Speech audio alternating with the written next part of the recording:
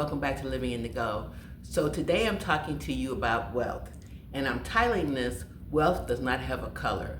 Sometimes we associate certain classes of people or types of people as being wealthy, and we think it's beyond our reach. But I want to give you a different perspective, and I want you to think about it in terms of this title I'm giving it, which is that wealth does not have a color. It really doesn't. I can remember as a child learning about Black history, and Madam C.J. Walker was the first Black millionaire.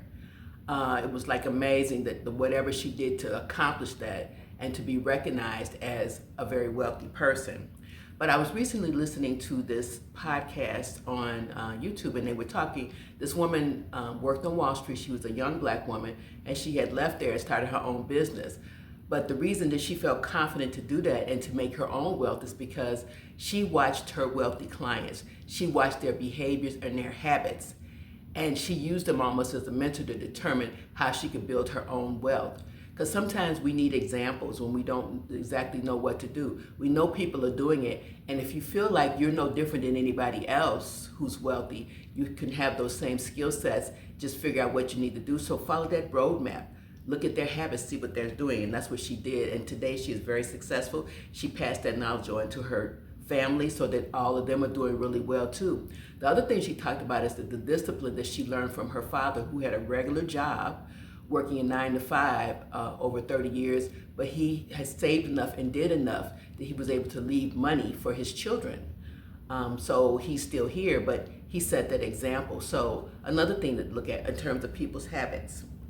There are a lot of stories you hear all the time about people who had average, everyday jobs, and then when they die and they leave millions of dollars, and they're thinking, how did they get that? Because they had discipline, and they didn't see that there was a limit in terms of how much money they can make. They didn't let their color deter them.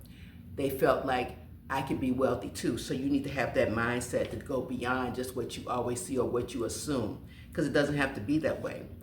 I also read in history, and you may or may not notice, that the richest man that ever lived was an African emperor. His name was Mansa Musa, and there's actually a movie going to be coming out about that pretty soon.